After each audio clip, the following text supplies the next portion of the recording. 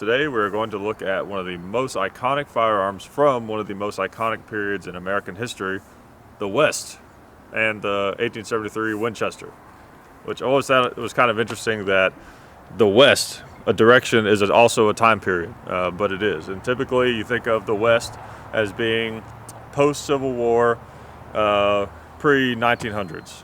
What's that, 20th century, I guess? I think so.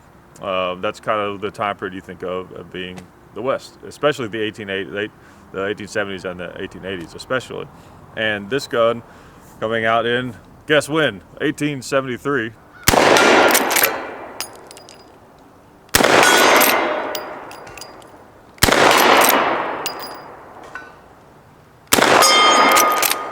Okay, let's try the red plate over on the left.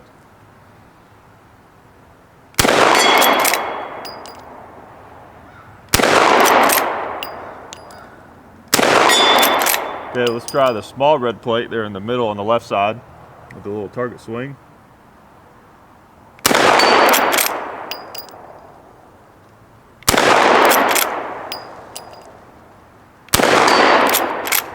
Let's try the one on the right. I knew that was going to be high.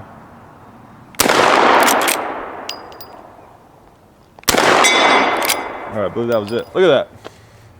It's weird how sometimes you can just instinctively feel when you're out of ammo, even on something that's not semi-automatic. I've always been comfortable behind a lever gun. You guys may have heard me say that before. Grew up shooting them. There's just something about them ergonomically, especially with the straight stock, cowboy, old style. I don't know, they just feel great to me. I love them. Okay, so 1873 Winchester. Now this is a new Winchester.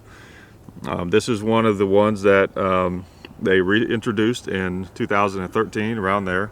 And it's, not, of course, made in New Haven, Connecticut. It's not a real Winchester, some people might say.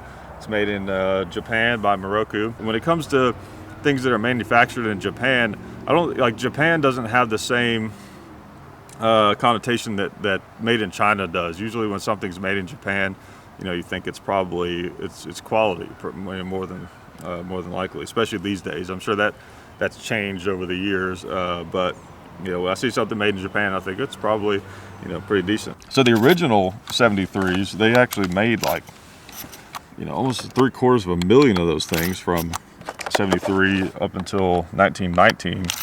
So there was a lot of them out there in circulation, and a lot of people think of the Model 92, of course, John Browning's design, which is kind of a scaled down version of the 1886, as the iconic lever gun of the West. But I think a lot of that is because they were used in so many movies, and they were used improperly a lot in movies.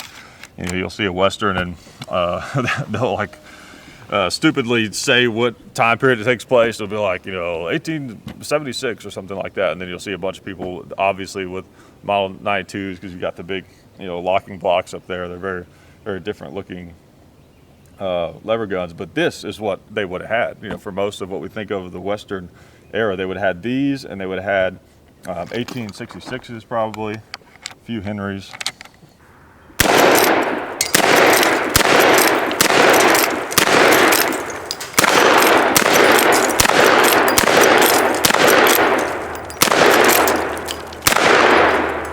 All right, well, that didn't go as well as it could have, but they're all down.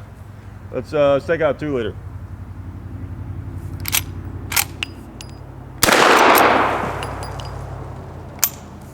Okay. Well, I got shooting a little too fast there, but that's how it goes. Phosphor smoked, that's the important thing. Look at that. I love those new buffalo targets. Okay, let's get that pig over there on the left. Try the turkey. Knew that was going to be a miss.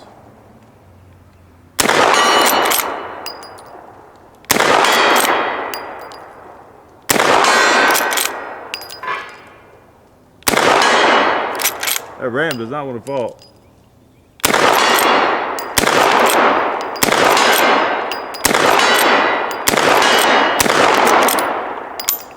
Oh, couldn't get the ram down. It took some hits though. All right, so there you go. Hopefully that gives you some idea about these things. Again, kind of my general opinion of them is I think the Japanese Moroku Winchesters, I think Moroku does a pretty good job of making these old guns, and a good enough job that, you know, it's cool having that Winchester name on there. So, you know, I would definitely think it's a cool alternative basically to the Ubertis, even though they're a little bit more expensive. Again, as far as negatives, you know, the color case hardening isn't perfect on it. You know, this may bother you, the wood, you know, coming over the receiver like that a little bit, whereas like on the Uberti, it's, you know, basically even. But again, part of the reasoning for that is that, you know, theory is that, of course, that well, it's not a theory. I mean, wood does shrink over time. I don't know how long it takes necessarily. It might take 30 years for it to be even, or 50 years. I don't know. But that's kind of the thinking on that. But that could be a negative for you. The action seems okay. I mean, we don't have a brand new original made back in the day to compare it to, but basically I can tell from the shooting that I've done with it since we've had it, it seems like a pretty solid representation of the real thing. So there you go, the Winchester 73, the gun that won the West.